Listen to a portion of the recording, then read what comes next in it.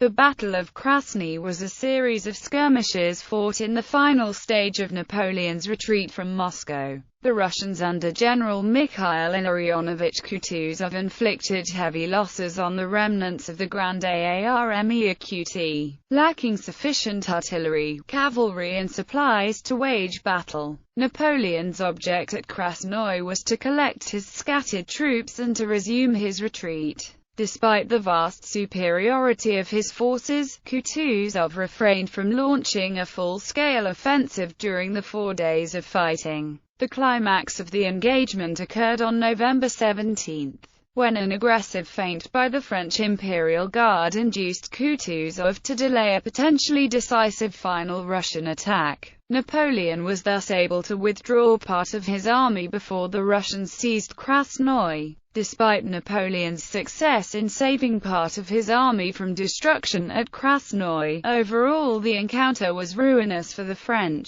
During the 4 days of combat, Napoleon's subordinate commanders suffered heavy defeats in individual actions, and large numbers of French stragglers were captured by the Russians. The Grande Armée Equite was also compelled to abandon much of its remaining artillery and baggage train. The forces converge on Krasnoi. Napoleon retreats from Smolensk after departing from Moscow on October 18 with 100,000 combat-ready but undersupplied troops. Napoleon's strategic object was to quarter his army for the winter at the closest French supply depot, which was at Smolensk, 430 kilometers to the west. During the 3-week march to Smolensk, however, the Grande Armée Equite was devastated by a combination of factors: starvation, demoralization, breakdown in troop discipline, a crippling loss of horses and essential supplies,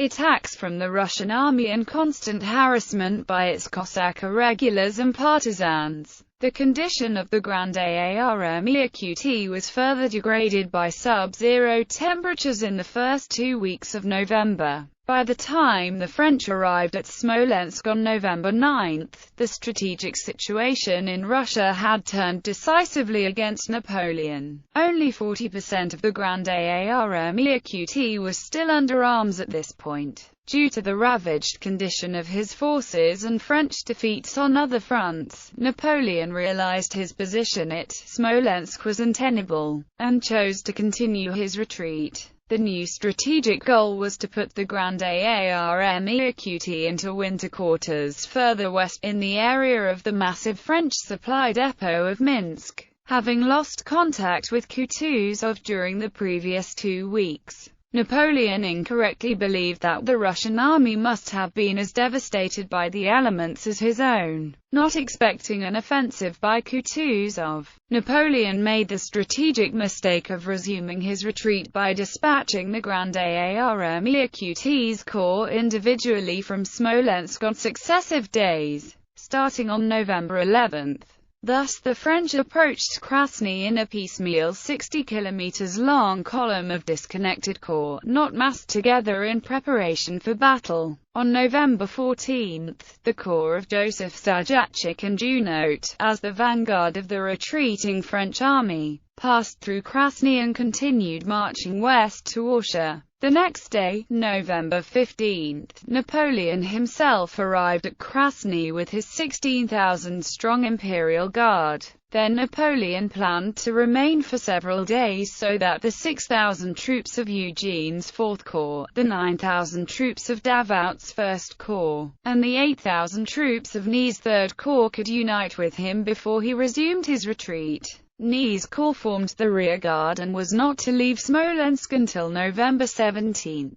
Marching between and around these French corps were nearly 40,000 troops who had disintegrated into mobs of unarmed, disorganized stragglers. Kutuzov's southern march during the same period, the main Russian army under Kutuzov followed the French on a parallel southern road, because this route passed through countryside unaffected by previous campaigning. The Russian army approached Krasnoi much less weakened by attrition than the Grande Armée Qt. Based on faulty intelligence reports, Kutuzov believed that only one-third of the French army was retreating through Krasnoi toward Orsha, with Napoleon and the balance of his forces marching much farther to the north. Kutuzov therefore accepted a plan proposed by his staff officer, Colonel Toll, to march on Krasnoi to destroy what was believed to be an isolated French column. The Russian position at Krasnoi began forming on November 15, when the 3,500-strong flying advance guard of Adam Ozherovsky seized the town. The same day, the 17,000 troops of Miloradovich took position alongside the eastern road leading into Krasnoi from Smolensk. Kutuzov himself reached Krasnoi with the 35,000-strong main army on November 16.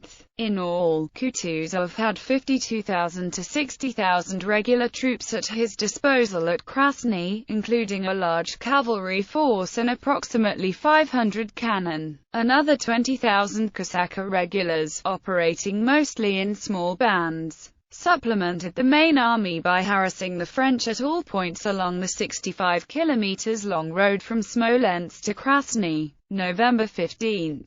The rout of Ozherovsky. November 15 saw the first actions in and around Krasnoi as the 16,000-strong Imperial Guard, led personally by Napoleon, marched past Miloradovich's 17,000 troops, who were positioned on the high ground parallel to the road. Impressed by the order and composure of the elite guardsmen, Miloradovich decided not to attack them, and settled instead for bombarding the French at extreme range. The Russian cannon fire inflicted little damage on the Guard, which continued moving toward Krasnoi. During the afternoon of the 15th, the Imperial Guard was harassed on the road near Nikolino and Yeskovo by the Cossacks, a General Vasily Orlov Denisov. The eyewitness description of this encounter by the Russian partisan leader Denis Davidov, which eloquently portrays the comportment of the Old Guard and Napoleon, has become one of the most often quoted in the histories of the 1812 war. After midday, we sighted the Old Guard, with Napoleon riding in their midst. The enemy troops, sighting our unruly force, got the muskets at the ready and proudly continued on their way without hurrying their step. Like blocks of granite, they remained invulnerable. I shall never forget the unhurried step and awesome resolution of these soldiers, for whom the threat of death was a daily and familiar experience. With their tall bearskin caps, blue uniforms, white belts, red plumes, and epaulets, they looked like poppies on the snow-covered battlefield. Column followed upon column, dispersing us with musket fire and ridiculing our useless display of chivalry. The Imperial Guard with Napoleon plowed through our Cossacks like a 100-gun ship through fishing skiffs. Later that day, Napoleon and his guard entered Krasnoi, and his troops forced the withdrawal of the squadrons of Cossacks under Ozherovsky who were in possession of the town. Napoleon promptly made plans to remain in Krasnoi for several days so that the rest of his army could catch up with him. Shortly after midnight, Napoleon detected the campfires of Ozherovsky's 3,500-strong force near Kutkovo, south of Krasnoi. Recognizing that Ozherovsky's position was dangerously isolated from Kutuzov's main army, Napoleon dispatched the Young Guard on a surprise attack against the Russian encampment, which was not protected by pickets. The operation was first entrusted to General Jean Rapp, but at the last moment Napoleon replaced Rapp with General Roguet. Roguet then divided the Guardsmen into 3 columns and began a silent advance on Ozherovsky's camp. In the ensuing combat, the Russians were taken completely by surprise and, despite their fierce resistance, were totally routed. As many as half of Ozherovsky's troops were killed or captured, and the remainder threw their weapons in a nearby lake and fled south. Lacking cavalry, Roguet was unable to pursue Ozherovsky's remaining troops. November 16. The defeat of Eugene Miloradovich attacks the next day, November 16, however, went much better for the Russians as Miloradovich's soldiers cut the road leading to Krasnoi and inflicted heavy losses on the French corps of Prince Eugene de Beauharnais. In this skirmishing, Eugene's Fourth Corps lost one-third of its original force of 6,000, as well as its baggage train and artillery. Eugene was saved from total destruction only because Kutuzov, who did not want the skirmishing to expand into a full-scale battle, ordered Miloradovich to restrain himself and reposition his troops closer to the main army at Shilovo. A force of Cossacks was left to harass Eugene while Miloradovich's final attack was postponed to the next day. Kutuzov at Shilovo. Earlier that day, Kutuzov's main army finally arrived within 8 kilometers of Krasnoi, taking up positions around the villages of Novoselki and Shilovo.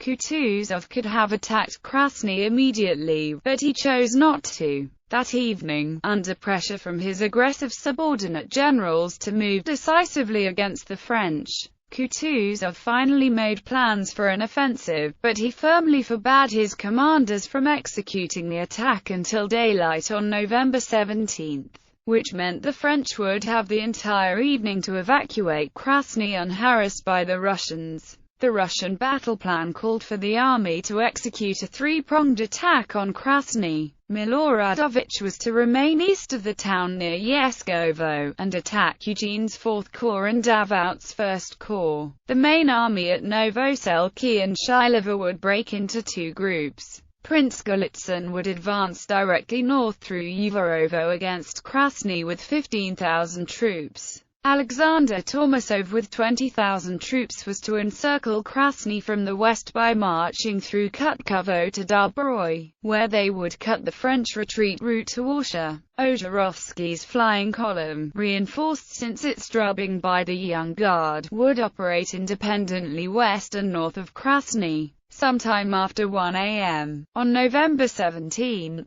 Kutuzov learned from prisoners that Napoleon would be remaining in Krasnoi, and not withdrawing before the Russian attack as Kutuzov had expected. Kutuzov now had second thoughts about executing the Russian army's planned offensive.